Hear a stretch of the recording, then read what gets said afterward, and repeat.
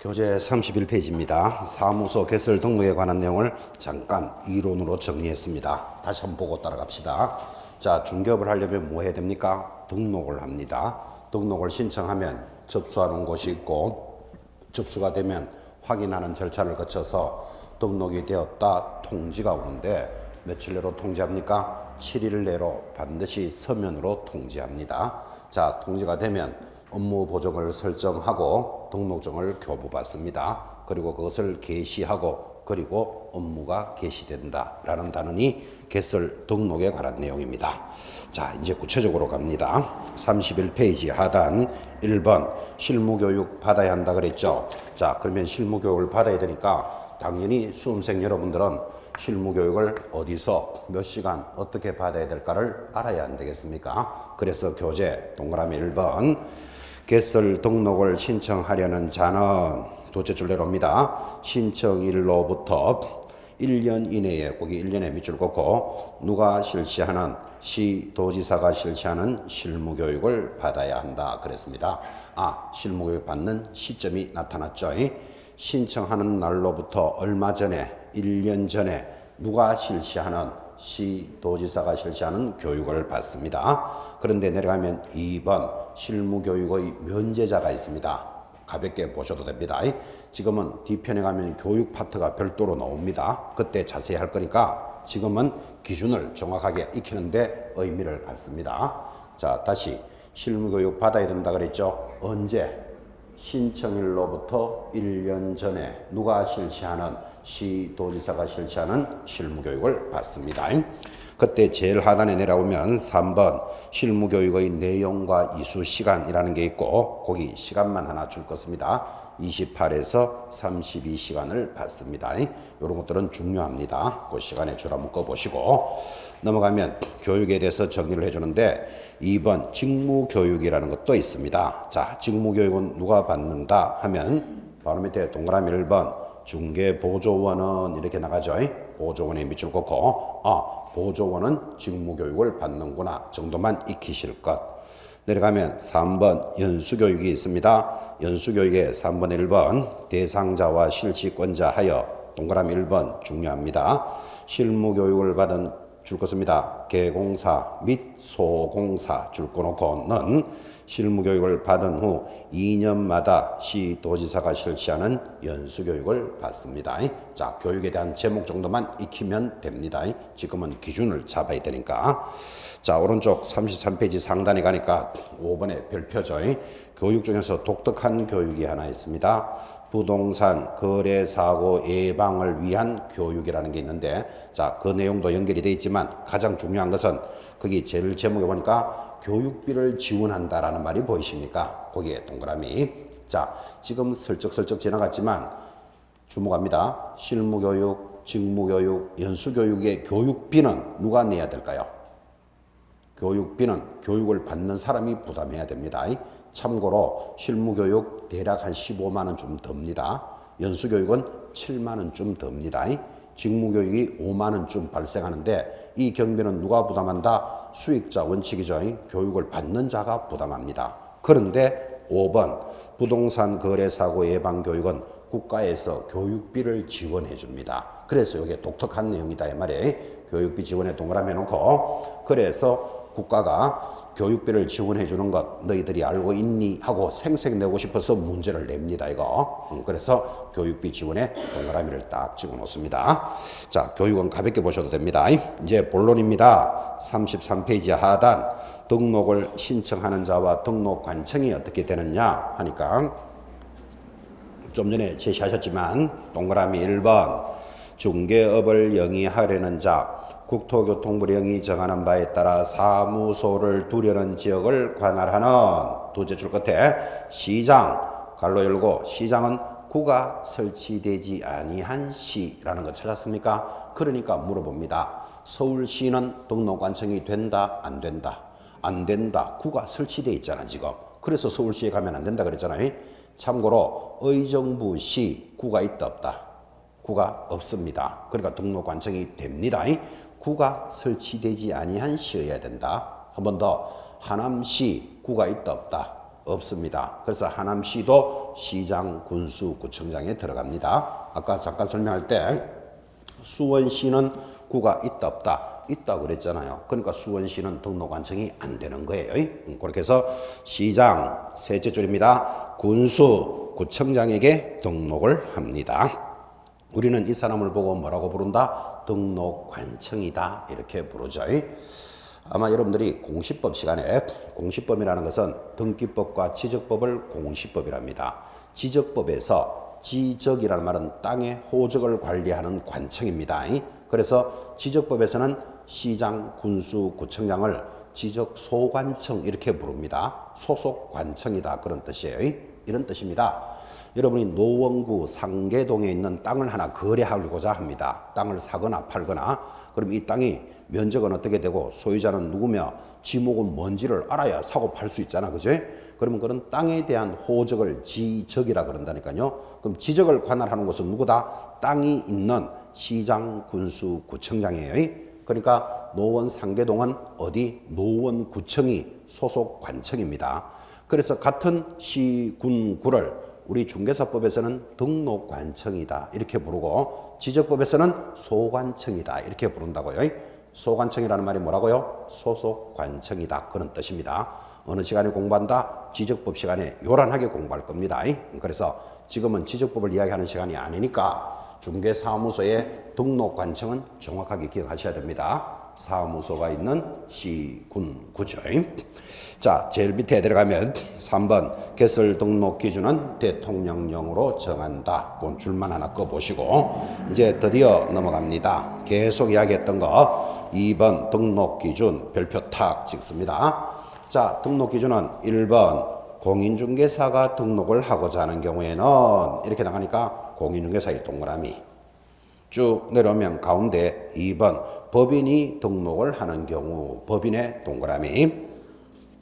자, 다 공부했는 겁니다. 1번 공인중개사가 등록을 하고자 할 때는 첫 동그라미 1번 신청일 전 1년 이내에 시도지사가 실시하는 실무교육을 받았을 것. 이해하시겠습니까? 실무교육 받고. 그 다음 2번 사무소를 설치하라 그랬습니다. 조건에다가 줄을 딱 꺼놓고, 그때 사무소는 당연히 원칙 보시면 건축물 대장에 기재된 사무소를 확보합니다.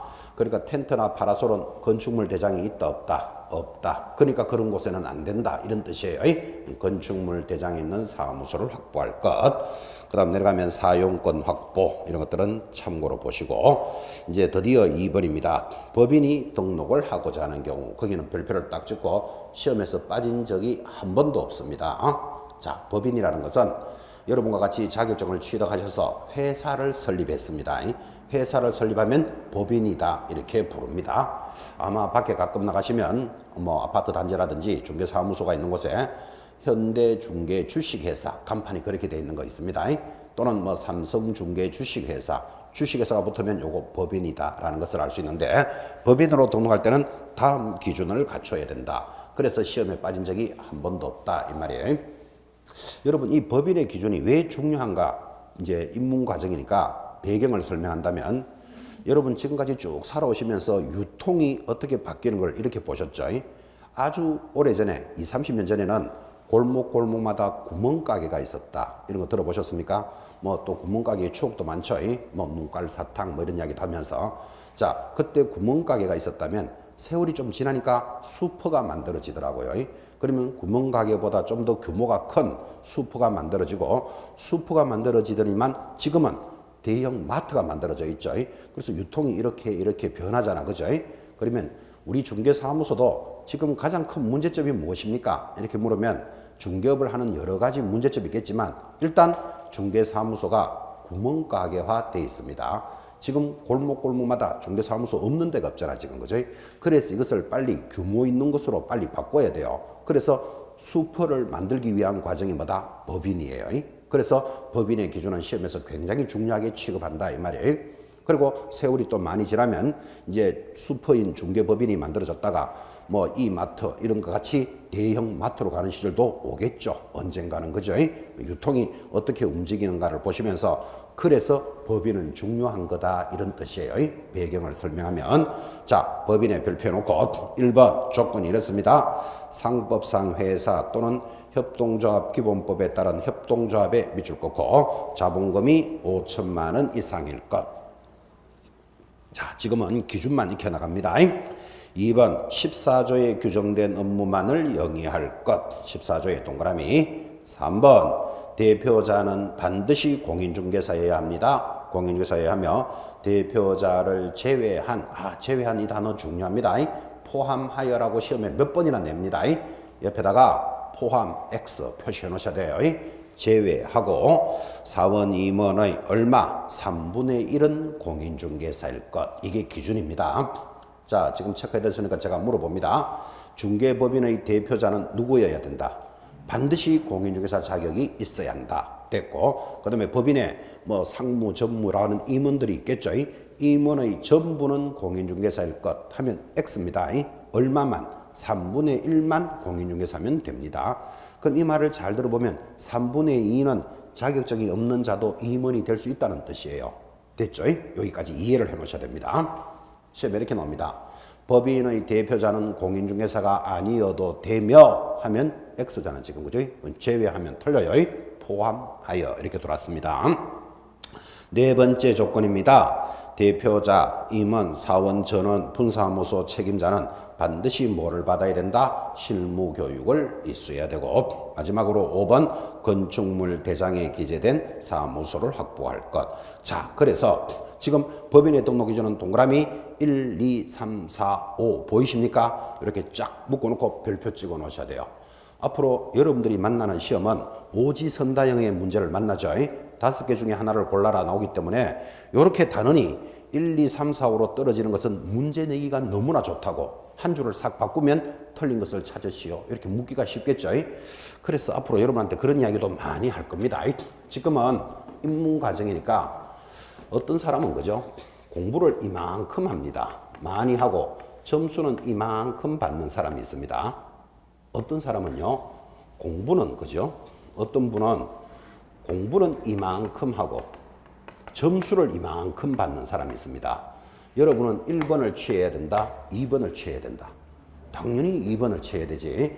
공부는 뭐같이 하고 점수는 요만큼 받으면 얼마나 비경제적입니까? 근데 공부는 작게 했더라도 뭐를 많이 받아야 된다? 점수를 많이 받아야 됩니다. 자, 그러면 이 두 개의 차이가 있겠죠? 어떻게 차이가 있는가 하면 지금과 같이 하나, 둘, 셋, 넷, 다섯 또는 네 개로 떨어지는 것들을 잘 봐놔야 된다고. 이것들을 집중적으로 공부하는 사람들이 사정이 달라진다고. 똑같이 하루 종일 책을 펴고 있어도. 그래서 앞으로 수업할 때는 초창기에는 시험 치는 요령을 가르치면 안 되죠. 원칙적으로 이론을 전달하고 공부하도록 만들지만 앞으로 시험에 임할수록 시험에 다가올수록 이제 점수 받는 방법도 가르쳐 줘야 돼. 성인들은 시험 치는 방법까지도 가르쳐 줘야 됩니다. 그래서 이제 그렇게 이야기할 건데 첫 번째 하나, 지금과 같이 5가지로 떨어지는 내용은 특별히 잘 보셔야 됩니다. 이거는 우리 중개사법에만 적용되는 게 아니고 다른 과목도 마찬가지예요. 여러분들이 오지선다형 중에서 문제를 고르는 수험생이기 때문에 5가지로 떨어지는 것은 감각적으로 잘 보셔야 됩니다. 그래서 점수를 받아가도록 만들 겁니다. 자, 지금 거기 보시면 2번에 2번 14조에 규정된 업무만 영위하라 그랬잖아요. 그러면 법인이 할 수 있는 14조 업무가 뭐냐라는 문제가 생겼는데 제일 밑에 박스 법 14조 업무 찾았습니까? 거기 다시 별표해 놓으셔야 됩니다.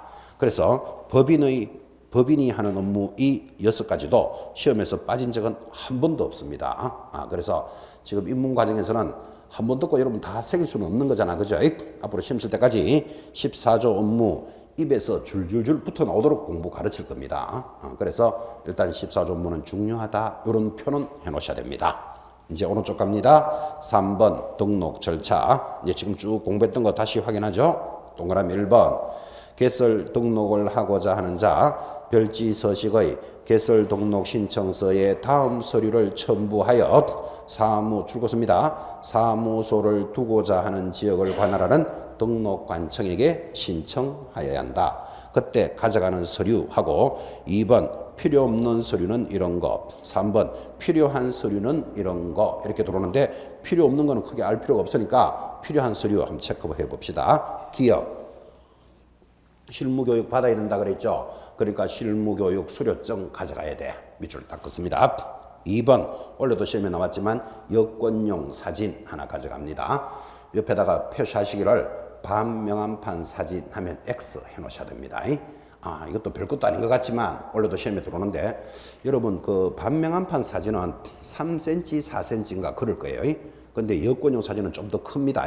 뭐 4.5, 5.5 이런데 더 중요한 것은 그냥 반명함판 사진에는 뽀샵 이런 거 해도 됩니다. 근데 여권용 사진은 절대로 뽀샵하면 안 되는 거 아시죠? 바탕은 흰색으로 해야 되고 그다음 뭐 플라스틱 안경은 반드시 벗고 찍어야 되고 양귀가 나와야 되고 이렇게 여권용 사진에는 규제가 있습니다. 그래서 이제 공적으로 제출하는 서류는 반명함판 사진에서 전부 무엇으로 바뀌었다? 반명함판 사진으로 원래 바뀌었습니다. 원래 바뀌고 원래 시험에 나오기를 등록을 신청하는 자 여권용 사진을 제출해야 된다라는 지문이 흘러갑니다. 그럼 여러분들은 맞다 이렇게 따라 붙어야 돼.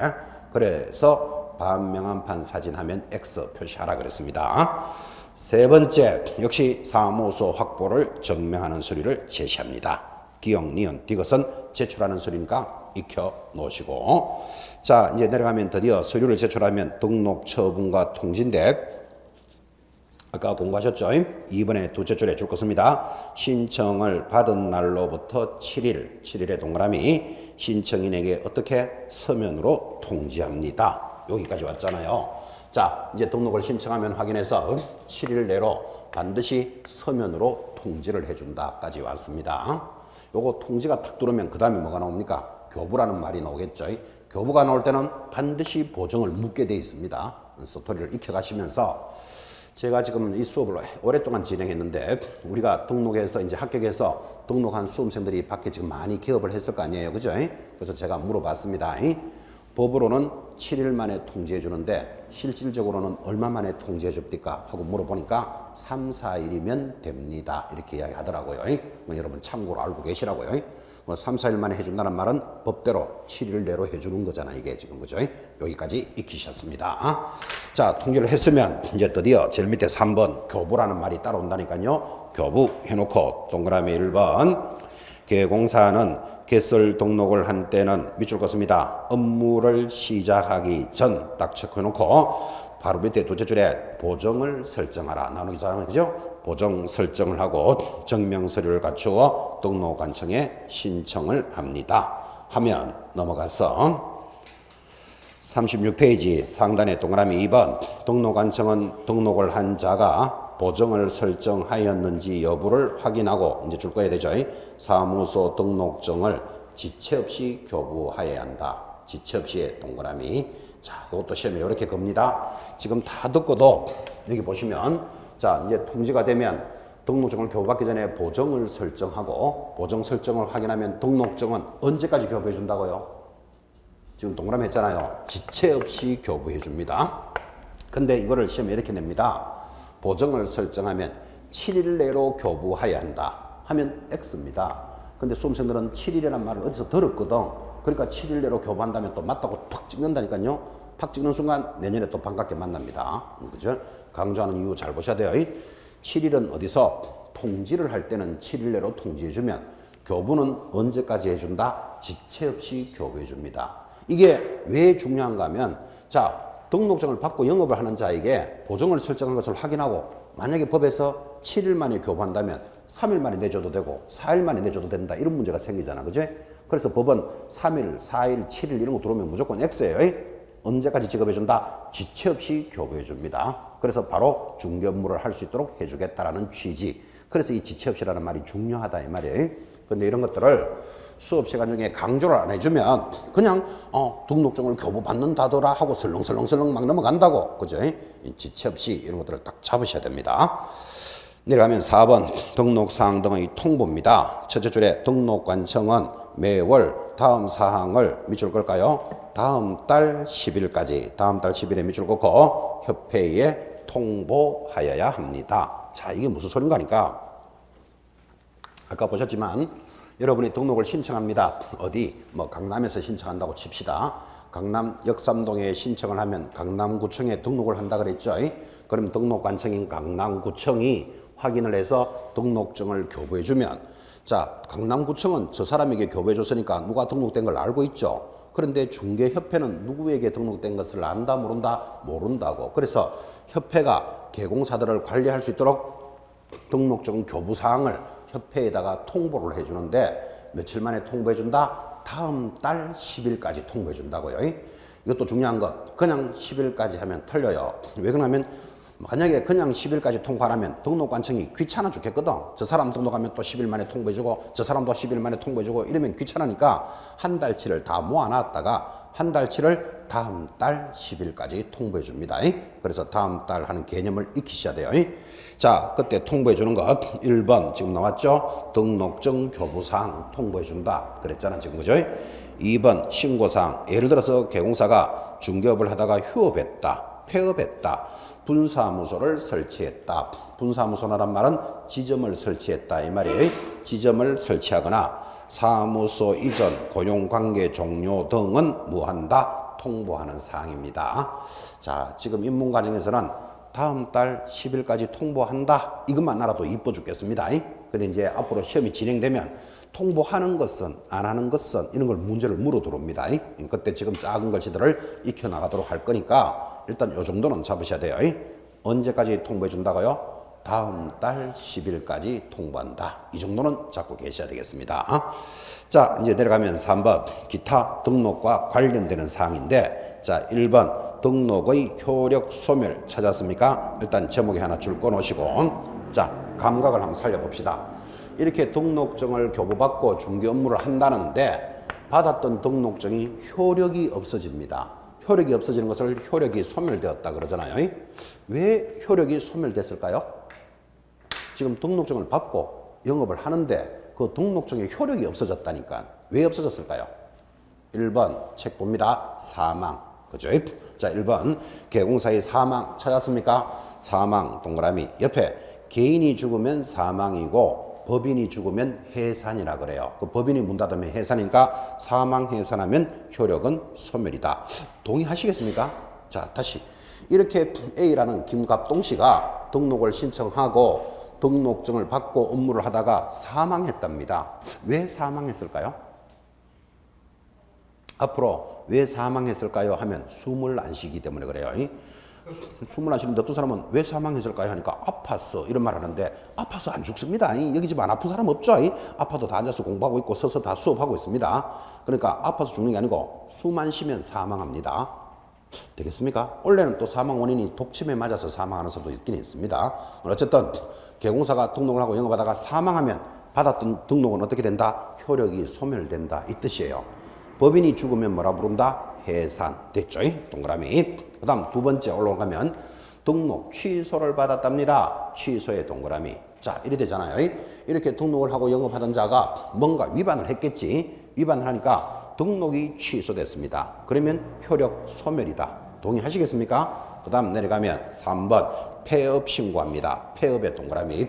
자, 이렇게 등록을 하고 영업하던 자가 폐업을 했다. 왜 폐업했을까요? 망해서. 그건 너무 부정적이고 하기 싫어서. 그죠? 이해되시겠죠? 하기 싫어서 폐업할 수 있다 없다? 있지. 그죠?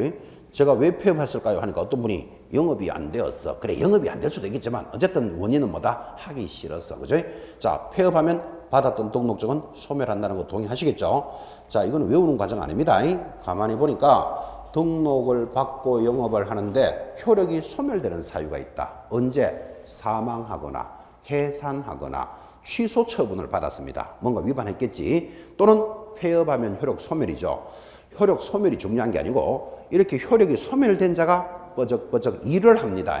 이제 이게 문제입니다. 그래서 내려가면 큰 2번 무등록 중개업자 찾았습니까? 별표 해놓고 옆에다가 3년 징역 3천만 원 벌금 이렇게 적어 놓으셔야 돼요. 자, 우리 중개사법에서 제일 센 규제가 무등록 중개업자입니다.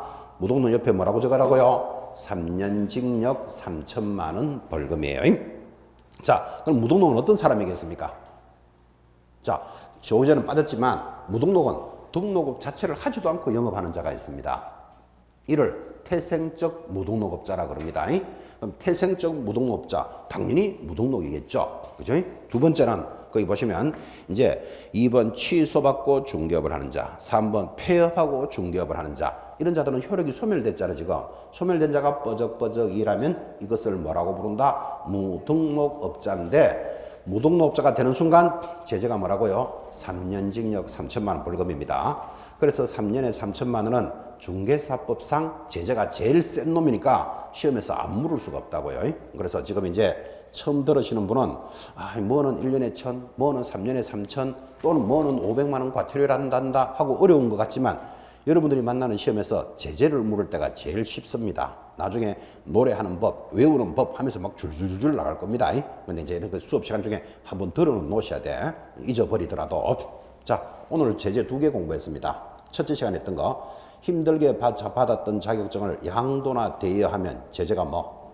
1년 징역 1,000만 원 벌금. 기억납니까? 그래서 그거 기억하라고 여러분이 나중에 빌려줄 때는 1년에 1,000만 원은 받아야 된다. 이렇게 기억하라 그랬잖아 지금, 그죠? 자, 그때 1년에 1,000 하는 거 들었고, 지금 또 하나 나왔잖아요. 무등록업자는 적발되면 어떻게 된다? 3년에 3천. 이렇게 들어 놓으시라고. 잊어버려도 괜찮습니다. 자, 지극히 당연한 이야기지만 3번 내려가면 이렇게 받았던 등록증을 대여하거나 이중 등록하거나 이중 소속을 금지하는데, 요것들의 제재가 쫙 다 같습니다. 무슨 말인가 하니까, 등록증 양도 대여하면 바로 밑에 절대적 취소 찾았습니까? 줄 것이면서 1년에 1,000만 원까지 줄 거 보시고, 그 다음 바로 밑에 동그라미 2번, 개공사는 이중으로 개설 등록을 하여 할 수는 없다. 근데 위반하면 절대적 취소에다가 또 얼마? 1년에 1 돼 있죠. 그 1-1이 1년에 1,000이라는 뜻이에요. 그 다음에 내려가면 3번 이중 소속의 금지도 찾았습니까? 이중 소속의 금지도 보시면 바로 밑에 개공사 또 줄 거 봐요. 절대적 취소에다가 1년에 1,000, 1-1이라고 돼 있죠. 1년에 1,000. 소공사 자격정지에다가 1년에 1,000. 중개보조원도 1년에 1,000. 그러면 지금 보고 계시는 단원을 쫙 다 뭉뚱거리면, 등록증을 양도 대여하면 얼마? 1년에 1,000. 이중 등록하면 1년에 1,000. 이중 소속하면 1년에 1,000. 그 1년에 1,000만짜리를 좀 쫙 다 정리한 거예요. 요렇게까지만 기억해도 1년에 1,000만 원짜리가 시험에 제일 잘 나오는데 반이 끝났습니다, 지금. 그죠? 반이 끝났지만 나중에 잘 잊어버릴 수 있다 그랬죠. 근데 이제 이 시험 칠 때까지 익혀가면서 노래 부르기까지 막 해갈 겁니다. 일단 큰 틀은 한번 잡아주셨습니다. 이제 드디어 넘어가면 오늘 수업에서 가장 중요한 결격 사유 파트가 들어옵니다. 별표 탁 찍습니다. 자, 결격 사유가 들었는데, 결격 사유에 대해서 여러분들 잠깐 공부를 했습니다. 어디서 잠깐 공부를 했습니까? 하니까 여기 보시면, 자, 이것도 지워야 되겠다. 자, 여기 보시면 등록을 신청하고 나면 확인하는 절차가 있다 그랬죠. 확인을 뭘 한다? 사무소가 적합하냐 확인하고, 그 다음 결격 사유를 확인해서 별일이 없으면 등록을 해준다 그랬잖아, 그죠? 그래서 지금 이제 결격 사유가 나왔습니다.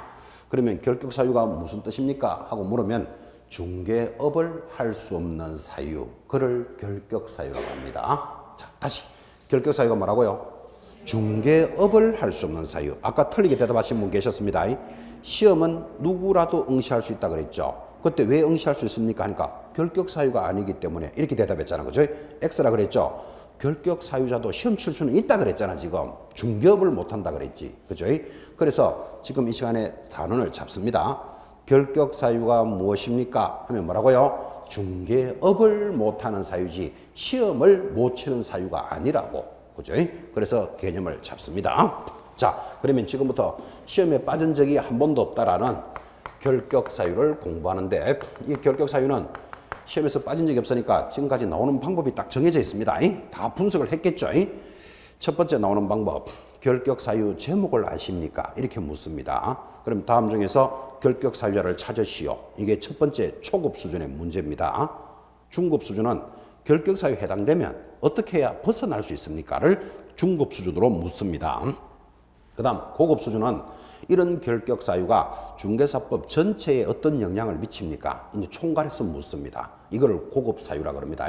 자, 그러면 지금까지 시험에서 빠진 적이 한 번도 없었고 원래 28회 때도 출제가 되었는데, 초급, 중급, 고급 어느 수준이 제일 많이 나올까요? 초급이 제일 많이 나옵니다. 제목을 아십니까? 이렇게 묻는 거. 원래 28회 시험도 제목으로 물었습니다. 자, 그러면 여러분들이 수업에 임하시면서 오늘 첫 시간에 결격사유 제목은 알고 가야 되겠다. 그 제목을 알아야 벗어나는 방법도 알게 되고, 벗어나는 방법을 알아야 나중에 중개사법에서 어떻게 영향을 끼치는지도 이해할 수 있잖아. 그죠? 그래서 오늘 첫 시간에 욕심은 결격사유 제목은 숙지한다. 이렇게 욕심을 냅니다. 자, 첫 번째 제목입니다. 결격사유가 무엇입니까? 하니까 제일 밑에 내려오면 2번에 1번 미성년자 딱 들어오잖아. 그죠? 제목 익히셔야 됩니다.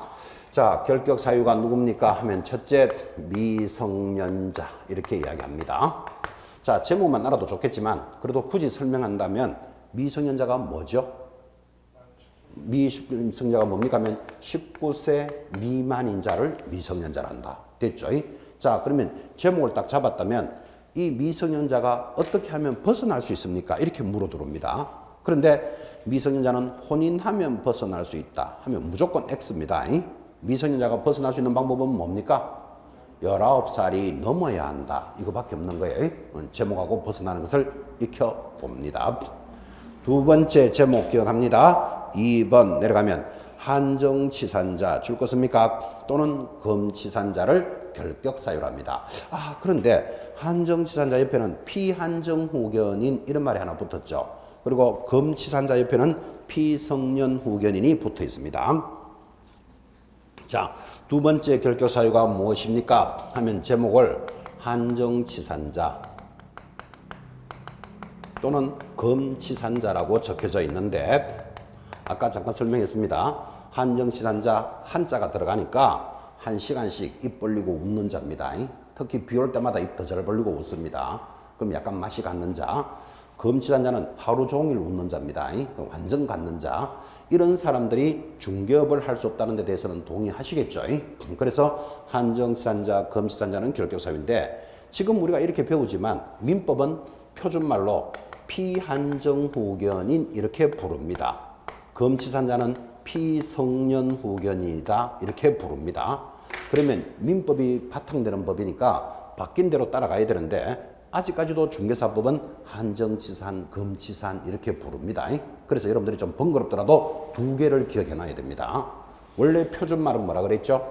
피한정후견인, 피성년후견인이 표준말인데 중개사법에서는 아직도 이렇게 부른다니까요. 그럼 시험이 어떻게 나올지 모르니까 일단 번거롭지만 두 개를 기억해야 된다. 됐습니까? 이렇게 민법이 개정된 지가 3년쯤 됐습니다. 3년이 조금 지났죠. 그래서 3년 동안 제가 시험 문제를 나올 때마다 쳐다봅니다. 한정치산자로 내는지 피한정으로 내는지를 계속 꾸준히 이렇게 3년 동안 체크해 보니까 아예 여기 헷갈리니까 내지를 안 해. 이 두 부분에 대해서는. 그죠? 그럼 내지는 않지만 여러분이 알고는 계셔야 돼요. 살짝 맛이 갔는 자, 한정치산자, 영 맛이 갔는 자, 검치산자를 피성년후견인이라 합니다. 이것들은 결격사유다. 제목은 기억하셔야 된다고요. 자, 세 번째 제목에 줄 것입니다. 파산선고를 받고 복권되지 아니한 자, 옆에다가 파산자라고 적습니다. 그래서 세 번째 결격사유, 파산자는 결격사유입니다. 자, 그러면 파산자가 뭡니까? 여러분 이런 거 알 필요 없습니다. 우리 중개사법에서 파산자란 부채가 많아서 국가로부터 파산 선고를 받은 자를 말하고, 이런 거 시험에 낸다 안 낸다? 안 내요. 파산자에 대해서 설명해야 될 이유가 없다고. 파산자는 결격사유다를 기억하셔야 돼요. 그런데 그 시험에서 신용불량자, 시험에 이렇게 나온 바 있습니다. OX, X, 여기 신용불량자라는 말이 있다 없다? 없잖아. 그죠? 그러니까 또 어떤 분이 파산자와 신용불량자의 차이가 뭡니까? 저한테 묻지 마시기 바랍니다. 난 잘 모르기 때문에. 그런 것까지 일일이 따라가면서 설명해야 될 필요 있다 없다? 없다고. 쓸데없는데 정력 투자할 필요 없다 이 말이에요. 자, 그래서 제목을 기억합니다. 파산자는 결격사유다. 근데 요거를 어떻게 하면 벗어날 수 있습니까? 라고 잘 묻는더라고요. 잘 묻는데 지금 제목을 보니까 파산 선고를 받고 복권되지 아니한 자 이렇게 나가니까, 아, 파산자는 벗어날 수 있는 방법이 뭐다? 복권이 되어야 되는구나. 이 정도는 기억하셔야 안 되겠습니까?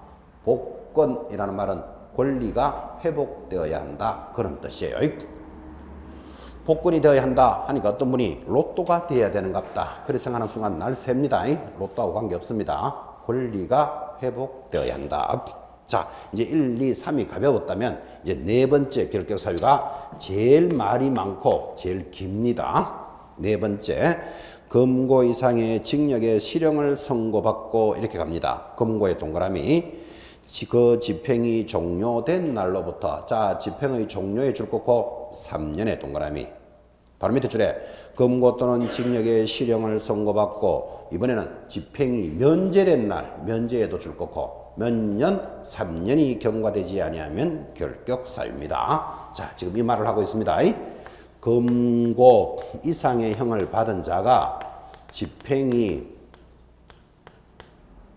종료되거나 또는 면제된 날로부터 얼마? 3년이 안 되면 결격 사유다. 지금 이랬단 말이에요. 자, 그러면 이 많은 말들이 여러분이 무슨 말인지 잘 모른다 하더라도 금고 이상을 받은 자는 무조건 몇 년이 지나야 된다? 3년이 지나야 된다. 이런 뜻이에요. 자, 그럼 다 뭉뚱거리면 금고 이상을 받은 자는 3년이 지나야 되니까 아예 기억하기를 금 3위는 결격 사유다. 자꾸 이렇게 따라가는 거예요. 금 3위는 결격 사유다. 그때 집행이 종료되었다. 이 말은 그림으로 한번 보시기 바랍니다. 금고나 징역을 받았다. 그럼 우리끼리 말하면 뭐 징역 1년 받았다고 칩시다. 징역 1년 받았다. 그럼 여러분 상식적으로 징역 1년 받았으면 1년 동안 교도소 가 있어야 되겠죠. 교도소 가 있는 동안에는 중개업을 못 한다는 데 대해서는 동의하시겠죠. 그러면 징역을 받은 자는 종료된 날, 여기 종료잖아요. 종료. 끝났는 날이 이 날로부터 몇 년이 지나야 된다? 3년이 지나야만 벗어날 수 있다. 지금 이렇게 말했다고요. 자, 그럼 이걸 응용하면 이렇게 되겠지. 징역 1년을 받은 날로부터는 몇 년이 지나야 됩니까? 지금 이렇게 묻습니다. 답이 몇 년? 4년. 그러면 이제 이걸 알아들은 거예요. 됐죠? 종료된 날로부터 얼마가 지나야 된다? 3년이 지나야 된다. 자, 두 번째, 면제된 날로부터도 3년이 지나야 된대요. 그럼 또 면제가 뭔데? 이런 문제가 생겼잖아요. 그죠? 면제는 이런 겁니다. 누가 징역 2년 받았다고 칩시다. 징역 2년 받았습니다. 그림으로 그리면 1년, 2년 살아야 되잖아. 그죠? 근데 우리가 배우기를 종료된 날로부터 얼마? 3년이 지나야 되는데 면제가 됐다는 말은 징역 2년을 받은 자가 1년을 살고 나니까 면제가 됩니다. 대표적으로 면제되는 거 여러분 8.15 광복절 사면 이런 거 들어보셨나요? 특별 사면, 광복절 사면 이런 것들은 1년을 받았는데 2년을 받았는데 1년을 살고 나니까 면제가 됐어. 뭐 받았다고요? 특별 사면 받았다니까요. 그럼 면제가 된 자는 면제가 된 날로부터 얼마가 지나야 된다? 3년이 지나야 된다. 이 뜻이에요, 이게. 자, 그러면 여러분들은 이렇게 기억하죠. 금고 이상의 형을 받은 자는 종료가 되거나 면제가 된 날로부터 일단 얼마가 지나야 된다? 3년은 지나야 돼. 되겠습니까? 가장 양이 많고 가장 긴 게 이겁니다. 그래서 3년이 지나야 결격 사유에서 벗어난다. 5번 다섯 번째 결격 사유입니다. 역시 제목에 줄 것입니다. 금고 또는 징역형의 뭐를 받은 자는 집행유예 기간 중에 있는 자는 결격 사유입니다. 집행유예 밑줄을 딱 긋습니다. 그럼 또 이렇게 말하면 되죠. 5번 금고 이상의 형을 받은 자는 집행유예 중이면 결격 사유다. 이렇게 말했습니다. 자, 그러면 이 말이 무슨 말인지 여러분들은 몰랐다 치더라도 집행유예 중이면 결격 사유니까 집행유예가 지나면 벗어나겠네. 이렇게 따라 붙으면 되겠죠. 자, 그럼 벗어나는 것을 가볍게 들으셨는데 집행유예라는 것은 이렇게 일어납니다. 이 사람이 죄를 지었습니다. 그러면 당신은 징역 1년에 처한다. 그럼 징역 1년에 처한다 하면 1년 동안 교도소 가 있어야 되겠죠. 근데 죄는 지었지만 이 사람이 불쌍한 죄인입니다.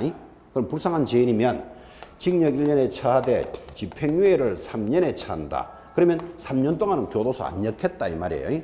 그럼 집행유예를 받은 자는 뭐가 지나면 된다? 집행유예만 지나면 벗어나는 거예요. 제가 불쌍한 죄인이다 이렇게 설명을 했는데 이렇게 예를 한번 들어봅시다. 새댁이 있습니다. 젊은 엄마가 아기가 하나 있는데 우유값이 떨어져서 슈퍼에서 분유 한 통을 훔치다가 적발이 됩니다. 자, 그러면 아기가 굶어 죽게 됐으니까 분유 한 통을 훔칠 수도 있었겠죠. 그러다 적발되면 판사가 뭐라고 이야기하냐면 죄는 지었으니까 징역 1년에 처한다. 그래 버리면 징역 1년 가버리면 아기는 어떻게 해야 되는데 이런 문제가 생기잖아요. 이런 불쌍한 죄인이 있으니까 징역 1년에 처하되 집행을 3년간 유예하겠다. 그러면 3년 동안 교도소 안 보내겠다 이 말이에요. 그럼 교도소를 안 보내면 집행유예만 끝나면 그 죄는 없는 것으로 봐줘요. 그를 우리는 뭐라고 부른다? 집행유예다 이렇게 부릅니다. 이런 제도가 있어야 되겠죠, 그죠? 그래서 집행유예 기간이 지나야 한다. 그래서 줄을 딱 껐습니다. 그런데 참고로 이렇습니다. 그러면 이 세대기 그러면 징역 1년에 집행유예 3년을 받았습니다. 그럼 3년 동안은 까불까불 살아야 된다. 조신하게 살아야 된다. 3년 동안은 조신하게 살아야 돼. 만약에 그 집행유예 기간 동안에 길에 가다가 다른 사람들이 싸움하는 걸 보고 그죠? 싸움 말리다가 자기가 싸움에 연관이 돼버렸어. 그러면 예를 들어 폭행죄가 됐다 치자고요. 그럼 폭행죄로 1년 받으면 아까 밀어놨던 거 1년하고 지금 1년하고 붙여서 2년 살아야 돼요. 이거를 집행유예 기간이라 그래요. 그래서 앞으로 여러분들이 감각 잡기를 집행유예 받은 자는 까불까불 살아야 된다. 조신하게 살아야 된다. 조신하게 남 싸움하면 구경 가면 안 돼요. 삥 돌아가야 돼. 그 기간 동안에는 조신하게 살면 죄는 없어지는 겁니다. 그래서 집행유예 하는 말도 한번 이해를 해봅니다. 자, 이제 드디어 6번째 결격사유. 공인중개사법을 위반하여 줄 꺼놓고 300만 원 이상의 벌금형을 선고받고 3년이 경과되지 아니한 자 결격사유입니다. 3년의 동그라미. 아마 결격사유에서 시험에 제일 많이 나옵니다. 6번을 이렇게 노래를 부를 겁니다. 이 법을 위반하여, 이 법이 무슨 법이죠? 공인중개사법이잖아요. 근데 이거를 그죠? 제가 1년 동안 공부를 해봐도 1년 동안 이 법을 같이 공부해놓고 가끔 이 법이 무엇입니까? 질문하는 수험생이 있습니다. 그럼 제가 대답하기를 이 법 시간에 이 법 선생이 이 법 책을 들고 이 법을 가르치는데 지금 이 법을 묻는 사람이 있다. 제가 그렇게 이야기합니다. 이 법이 무슨 법이라고요? 공인중개사법이에요. 반드시 공인중개사법을 위반하여 벌금형 얼마? 300만 원 이상을 받으면 3년 동안 결격사유다. 이 뜻이에요. 그래서 앞으로 노래를 이렇게 부를 겁니다. 삼은 결격사유다. 그죠? 한마디라도 떨어지면 안 됩니다. 삼 이렇게 노래를 부르죠. 반드시 이 법을 위반해야 되는데 삼이라고 노래 부르는데도 불구하고 삼 이렇게 체크하는 수험생 생겨요. 자, 이 말을 잘 이해하셨는지 한번 물어봅시다. 지금 밖에 나가면 개공사가 그죠? 중개 업무를 하고 있습니다. 개업 공인중개사가. 근데 중개 업무를 하다가 드디어 10억짜리 아파트 하나를 사고 파는 것을 중개했습니다. 10억짜리 아파트 거래하면 수수료 한 900만 원 좀 나올걸요. 이쪽 저쪽 다 받으면 1000만 원이 넘을 겁니다. 자, 그러면 중개업을 하시다가 10억짜리 아파트를 중개해서 수수료가 1000만 원 좀 나왔다면 기분이 좋다 나쁘다? 기분 좋겠지. 그럼 기분이 좋으면 제일 먼저 할 게 뭘까요? 내가 수수료 1000만 원 받았다면 그렇지, 한 판 쏴야 되겠죠. 그래서 이제 직원들하고 가서 뭐 소주도 한잔하고 맥주도 한잔합니다. 소맥도 한잔하고 적당하게 해야 되는데 너무 많이 해버렸어. 너무 많이 해서 한 잔 쏘고 집에 가다가 음주운전으로 적발됐어요. 음주운전 적발되니까 벌금이 300만 원 나왔어요. 자, 그럼 이 사람은 결격사유다 아니다? 내가 그거 물어보려고 지금 길게 물은 겁니다. 이 사람이 지금 벌금을 왜 나왔죠? 음주운전 하다가 그랬잖아요. 음주운전은 도로교통법 위반이에요. 반드시 벌금을 받아서 해당되는 게 아니고 이 법을 위반해야 된다니까. 이 법은 뭐다? 공인중개사법을 위반해야 돼요. 그런데 시험에서 공인중개사가 중개 업무를 하다가 음주운전을 하여 적발되면 300만 원 받으면 이렇게 시험에 나온다니까. 그죠? 도로교통법 위반은 300이 아니라 3천만 원을 받더라도 결격사유 아닙니다. 그래서 노래 제목을 뭐를 기억해야 된다? 이벌삼삼. 이제 시험 칠 때까지 이제 귀에 닦지 않도록 들을 겁니다. 이벌삼삼입니다. 한 번만 더 합시다. 개업공인중개사가 음주운전을 하다가 중개사법을 위반했습니다. 이번에는 중개사법을 위반해서 벌금 100만 원을 받으면 몇 년 동안 결격사유일까요? 벌금 100만 원 받으면 결격사유 자체가 아니다. 300만 원 받아야 된다 그랬잖아요. 그래서 이벌삼삼 노래 기억하셔야 됩니다. 이게 법이 개정되기 전에는 이 법을 위반하여 벌금 받은 자는 3년간 결격사유다 이랬어요. 바뀌기 전에는. 그러면 벌금 10만 원만 받아도 이 사람은 중개업 못하는 거예요. 그래서 너무 가혹하다 하여 법이 바뀌었다고. 벌금 얼마? 300만 원 이상일 때만 3년간 결격사유입니다. 자, 이제 구체적으로 나가겠지만 노래 제목 기억합니다. 이벌삼삼은 결격사유입니다. 7번 내려옵니다. 줄 거 씁니다. 자격이 취소된 후 줄 거 놓고 3년이 안 된 자 결격사유입니다. 자, 7번. 뭔지 모르지만 자격이 취소됐어요. 그럼 한번 취소된 자는 몇 년 동안 중개업을 못한다? 3년간 결격사유입니다. 8번 내려갑니다. 자격 정지 기간 중에 있는 자 결격사유입니다. 8번. 자격 정지를 받았으면 정지 기간 동안에는 결격사유입니다. 제가 적기는 적지만 당연한 거 아닙니까? 봐요. 당신은 1월 1일부터 3월 31일까지 자격이 정지다. 만약에 이렇게 자격 정지를 받았다면 이 사람은 얼마 동안 일 못하죠? 1월 1일부터 3월 31일까지. 그럼 다른 말로 하면 3월 30일이 지나면 할 수 있다. 이 말하고 같은 말이잖아. 그죠? 제목 자체가 벌써 벗어나는 걸 다 가르쳐 준다고. 자격 정지 받은 자 결격사유다. 됐고. 내려가면 9번. 등록이 취소되고 3년이 경과되지 않은 자 결격사유입니다. 9번. 등록이 취소된 자입니다. 자, 오늘 공부했습니다. 여기 보고 있습니까? 중개업을 하려면 등록 신청하라 그랬죠. 등록을 신청해서 7일 만에 통지 오면 등록증을 받고 업무를 하는데 어쨌든 이 등록이 취소가 돼버렸다. 그러면 한 번 취소된 자는 무조건 몇 년 동안 못한다? 3년간 못한다 이 말이에요. 그래서 등록 취소자 몇 년? 3년 동안 중개업을 못한다.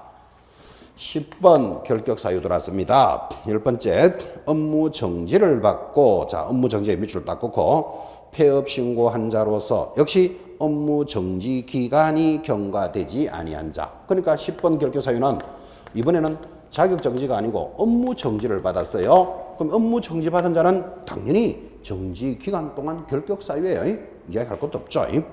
자, 그래서 여러분 한번 잘 보십시오. 뭔지는 모르지만은 뭔가가 취소된 자는 무조건 몇 년 동안 영업 못한다? 3년. 맞죠? 그죠? 취소된 자는 3년 동안 영업 못합니다. 그 다음 정지받은 자는 정지 기간 동안 못한다. 그게 외우야 될 내용도 아니라니까요. 그죠? 이렇게 11가지나 나열이 되지만 내용이 단조롭습니다. 자, 다시 묻습니다. 뭔지 모르지만 한번 취소된 자 몇 년 동안 중개업 못한다? 3년. 정지받은 자는 정지 기간 동안 못한다. 이 정도는 체크하셔야 되겠어요. 단순하게 나옵니다. 11번 마찬가지입니다. 업무 정지를 받은 법인 줄 것입니다. 업무 정지를 받은 법인 줄 거놓고 업무 정지 사유가 발생한 당시의 사원 임원이었던 자는 업무 정지 기간이 경과되지 않으면 결격사유입니다. 그래서 11번. 이번에는 누가 업무 정지 받았다? 법인이 업무 정지 받았다. 그럼 당연히 업무 정지 기간 동안에는 결격사유겠지 뭐. 그죠? 마지막 12번째입니다. 우리가 번호가 왜 하나 더 많아졌죠? 우리 교재, 맞죠. 12번째 맞죠. 12번. 사원 또는 임원 중 결격 사유에 해당되는 자가 있는 법인. 12번 전체 줄을 닦아 놓고. 자, 법인의 임원이 지금 우리가 말하는 1번부터 11가지에 해당됩니다. 자, 봅니다. 1번이 뭐죠? 1번이 미성년자. 11번이 뭐죠? 법인의 업무정지. 이 11가지가 결격사유잖아요. 그래서 법인의 임원이 여기 있는 11가지 하나라도 해당되면 법인은 결격사유다 이 말이에요. 자, 그럼 옆에다 적기를. 여러분 어떤 법인에는 임원이 10명이 있을 수도 있습니다. 그럼 10명의 임원 중에 1명이라도 여기 해당돼 버리면 법인은 문 닫아야 돼. 그러면 1명 때문에 문 닫으라면 좀 억울하잖아요. 그래서 벗어나는 방법을 옆에 적어 놓으라고요. 2월 이내에 해소하면 벗어납니다. 그래서 벗어나는 방법을 적어 놓습니다. 자, 2월 이내에 해소한다는 말이 무슨 말이죠? 2달 내로 해당되는 임원을 교체하면 법인은 임원에서 벗어나겠다. 되겠죠? 그래야 합리적이잖아. 그죠? 1명 때문에 법인 자체를 문 닫게 할 수는 없다. 그런 뜻입니다.